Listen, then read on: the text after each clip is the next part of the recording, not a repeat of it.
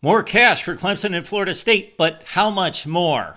Appreciate you stopping by here at the Voice of College Football for the best in discussion, debate, and analysis. Please like the video and subscribe. Give me a call Monday through Friday on the College Football Show, 4 p.m. Eastern Time, right here. The ACC reached an agreement with Clemson and Florida State after 14 months in court. They have settled their dispute with new conditions for distribution of revenue. The ACC turned around and signed a new deal with ESPN, extending, of course, and fulfilling that grant of rights. But the conditions could make for an early entry for those schools that are valued by possibly the Big Ten and the SEC. But as it stands right now, how much more money for the best of the football and basketball products of the ACC? Well, let's consider that the exit fee is now scheduled at $165 million to leave the conference. That decreases by $18 million per year and will bottom out at $75 million, a fee that might be manageable for the likes of a Clemson or Florida State or Miami in just about 5 or 6 years, also with the ending of that TV contract. Let's dive into the numbers based on the redistribution, which instead of being an equal split among the used to be 14 members of the ACC, now we have Cal, Stanford, and SMU, now is an unequal distribution. So the new deal is that you take 60% of the television revenue deal and you divide it unequally. You divide it based on popularity, based on the TV ratings, which we will dive into in just a second. There are some quirks and some nuances that need to be navigated there concerning, in particular, the ACC network, which does not have public dispersed TV ratings. We can only conjecture what the ACC network ratings are. We're going to go to the national ratings on ESPN and on ABC, and also the CW, which has an ACC contract. We're going to work off those numbers for 2023 and 2024 to give you a 2-year look at what the ACC redistribution looks like. 60% based on TV ratings, 40% based on an equal distribution. The current totals with an ascending figure has been that the ACC average television revenue share from ESPN, ABC, Disney has been $40 million per year. It started in the $32 million range. It has gone up each and every year. It has gotten to the point where it's exceeded $40 million, but we are using the $40 million figure just to make a model here and a format and to give you an idea of which schools will benefit and possibly how much in this new structure. So this brings to light the first of several nuances with this contract that need to be worked out in this revenue distribution. Clemson played 2 big non-conference games, one against Georgia, and then at the close of the season against rival South Carolina. Those boost the average viewers for the Clemson Tigers. Now that's to their credit. They scheduled tougher opponents outside the conference. Also, an aberration here in 2024 is that Georgia Tech led the ACC in average number of viewers per network broadcast because of the Georgia game that went 7 overtimes in prime time on a Friday night. So Georgia Tech garnered almost 8.5 million views. That boosted Georgia Tech to 20.7 million views for the season. Average number of viewers over the course of 7 network games. That's an average of almost 3 million per game. And again, Georgia Tech had big standout games against Georgia at 8.47 million and against Florida State in week 0 at 4.99 million views. As expected, we see Miami as a factor at 2.68 million views. They were bolstered by matchups against Florida in week 1 at 6.5 million views. And also later in the season, a Louisville matchup at 4+ million views for Miami. Florida State, despite a 2-10 season, still a top draw in the ACC at number 4 in 2024 at over 2 million views per game. And that's even with that remarkably horrible season. They got big lifts from the early season matchups against Georgia Tech at almost 5 million views and Boston College at 4.44 million views. It totaled 19.67 million views for Florida State in 9 network broadcasts. So this Boston College-Florida State matchup in week 1 really increased BC's overall numbers because they only played 4 network games at 1.75 million average, followed by Louisville at number 6, SMU's an interesting case. In their first year in the league, they only averaged 680,000 views per game over the course of the regular season. But in the ACC championship game at just under 6 million views, their average goes up to 1.44 million. So what's going to be done about the ACC championship game factoring into this? Does the team get credit for making the ACC championship game and being able to make their way into a better revenue situation? You've got Stanford at number 8, surprisingly, at 1.43 million.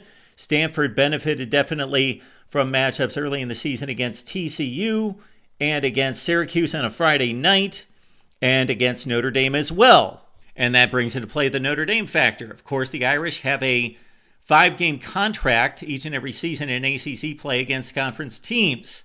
And their presence increases the numbers for everyone, but specifically has an effect on the lower tier teams in the ACC.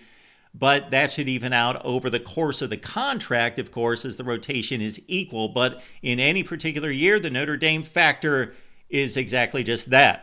NC State had an off season at 6-6. They averaged 1.37 million. They would typically do better, as would Virginia Tech at number 10 in the ACC at 1.27. Syracuse, a 10-3 football team, had a nice closing week against Miami at over 2 million views to average at 1.09. Then the rest of these schools averaged less than 1 million views. Again, that's not for the entirety of the game. That's the average number of people that are watching a game at any given time during that game. Duke at 960,000. Pitt, North Carolina, surprisingly low. I was surprised by this number. North Carolina will fare much better in most other seasons.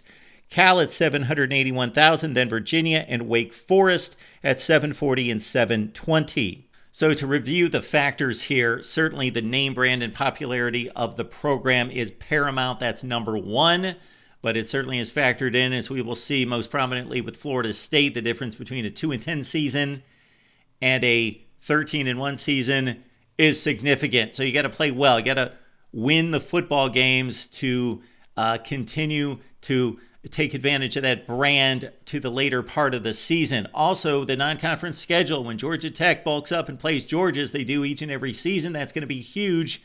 And again, as they played on a prime time on a Friday night on Thanksgiving weekend, that really soared their numbers. And then also you got to take into consideration, as we mentioned, the Notre Dame factor. And then also, where do you play on the TV networks and at what time do you play? So will those be factored in by the ACC? We've been given no indication. We're just going by the raw numbers of the TV ratings and the average number of views. So we're taking the TV ratings now, and we are breaking it down into the percentage slice that each one of these schools gained from the total viewership of ACC football games, which was over 170 million total in 101 broadcasts. 170 million people watched ACC football games at 101 broadcasts on networks. That's 1.68 million per game. Georgia Tech stands at number 1 in 2024 at 12.5% of the total pie. Miami's at 11.3%, Clemson at 11%. You see Florida State, Boston College again, bolstered by the one number on opening weekend against Florida State.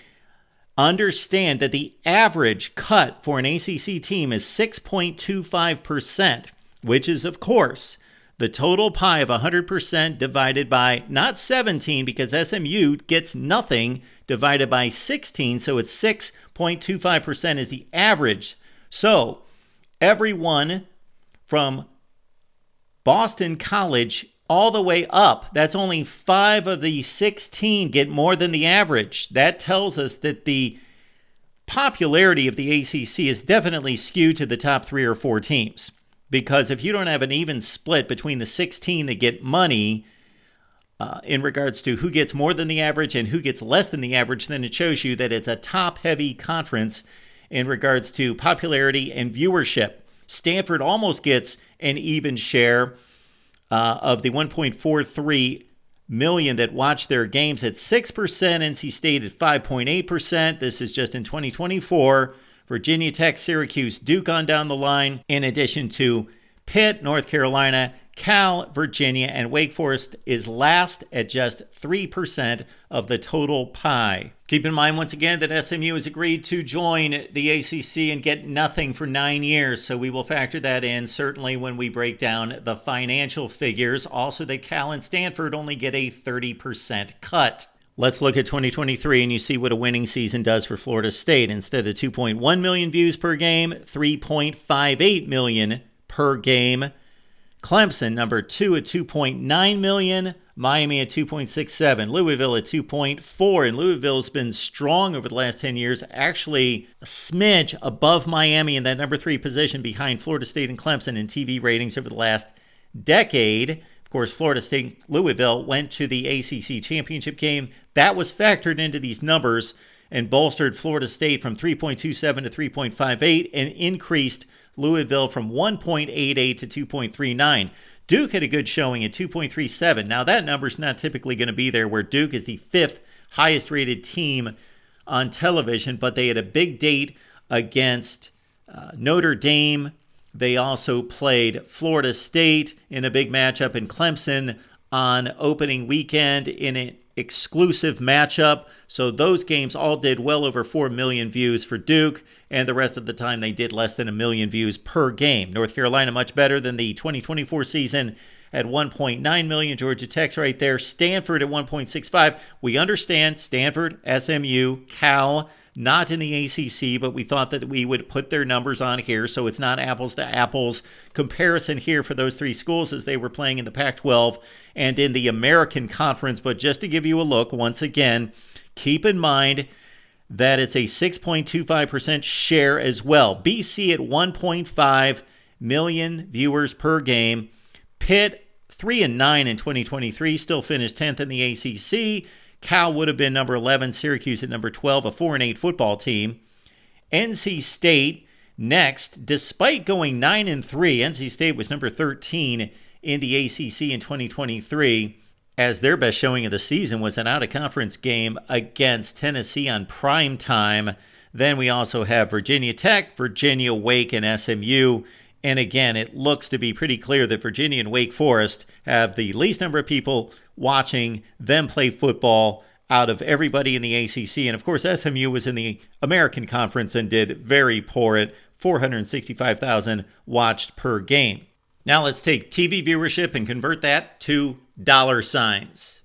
And the way we do that is to take the ACC contract once again at 40 million per, and it might be increased from that, but that's the average of the contract. It's a little higher than that right now, but the percentage breakdown and the distribution is going to be exactly the same regardless of what the dollar figure is. So 60% based on TV popularity, 40% is an equal distribution. So out of 40 million per team, multiply that by 17, you got 680 million given to the ACC by the networks each season. Okay, 40 million per team, that means 60% based on popularity TV ratings, 40% in equal distribution. So 24 million to the average team based on popularity TV ratings, and 16 million based on that equal distribution given per team. And we adjusted those figures based on some other information. So it's 680 million, 408 million of all the money given to the ACC is going to go into that 60% pot, and 272 million is going to go into that pot for the equal distribution. So that's 17 million per team because you take out SMU. So it goes from 16 million per team to 17 million per team using slightly rounded numbers. So in looking at these numbers, keep into consideration that any figure over 24 million is more than that school would have received under equal distribution. This is the 60% split based on the TV ratings. Number 1 in the ACC this past season, again, based on a couple games really being outstanding, Georgia Tech at 51 million. Then Clemson at 45 million. Miami at just over 40 million. Florida State, 37.9 million. And on down the line with Boston College faring well, and others, including Louisville, Stanford, NC State, Virginia Tech, all over 20 million out of that pot. And again, The average would be $24 million. Now let's convert the numbers for 2023. Florida State out in front by far, $51.3 million. Clemson number 2 at $41.7 million. Miami at $38 million. Duke with a strong season at $33.9 million distribution. They played Notre Dame. They played Florida State. Clemson on opening weekend. North Carolina with a better effort at $27.3 million. And also keep in mind, once again, $24 million is the average. So everybody above that is benefiting from this new deal. Everybody below is taking a hit, including down at the bottom. Wake Forest, just over $11 million share. Virginia, just over $12 million share. Pitt's at 19.6 on a 3-9 season. Virginia Tech takes a big hit at $14.7 million when they would have gotten $24 million off that split. So for right now, we're including SMU. We're going to take them out at the end and show you the final numbers in reality. But we're including SMU, and 9 years down the line, if there is an ACC, SMU will start to get paid. And of course, Stanford and Cal have a 30% share. That's not been reflected yet. We're showing you their numbers as a full-fledged member. We'll take that out and give you the final numbers. Here we go. The average ACC team would have taken in $40 million for this contract for 2 years. So Florida State's benefiting by $43+ million. Clemson is benefiting by $40.9 million. Miami, they are a big beneficiary as well at $32.6 million. Georgia Tech as well has done better for themselves by this distribution based on this 2-year sample. You see the numbers on down the line as, again, we're going to have schools like Wake is taking a $23 million hit. Virginia, $21 million hit. North Carolina, a slight hit, although I got to believe that that's going to be compensated by other years and stronger teams at North Carolina and better TV results most seasons. And also, let's remember, and we will address basketball. Stanford, as a full-fledged member, would have gotten more than the average the last 2 football seasons at $82.2 million, but they only get 30%. Cal at 30%.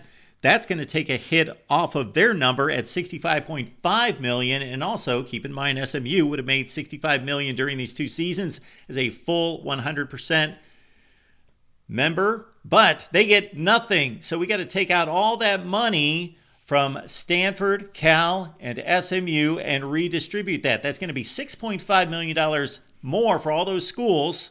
The other 14 teams that were established ACC members, take out the 70% for Cal and Stanford, take 100% away from SMU, and it looks like this. So that is certainly good news for everybody in the ACC to take $6.5 million more, as Stanford goes from making $82.2 million down to $24.7 million. Cal goes from $65.5 million down to $19.7 million.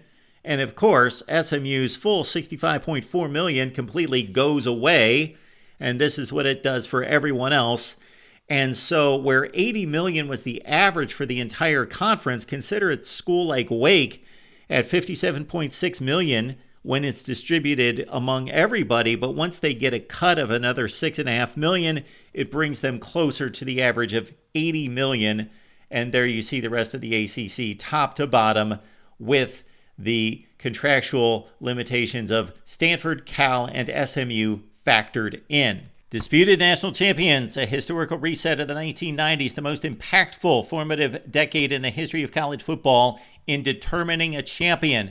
We dissect every season, the games, the controversial plays, the rankings, the vote. Was it credible? Was it valid? Who got left out? Who got screwed? What was the impact of that season going forward?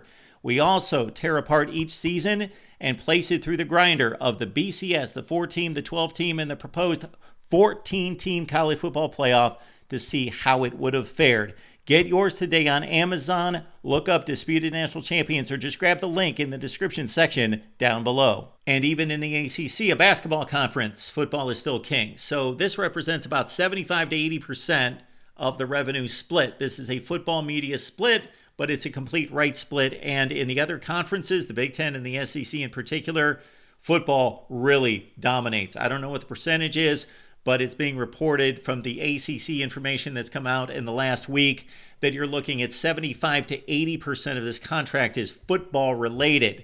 Now consider Duke, North Carolina, we know that they will benefit from their basketball prominence, and others will, of course, take the hit. But this is the bulk of the football. This is the football representation as best as we could put it together based on the information that is public. Leave your comments and questions down below. We appreciate you being here. The College Football Shows every Monday through Friday, 4 p.m. Eastern Time. Give me a call.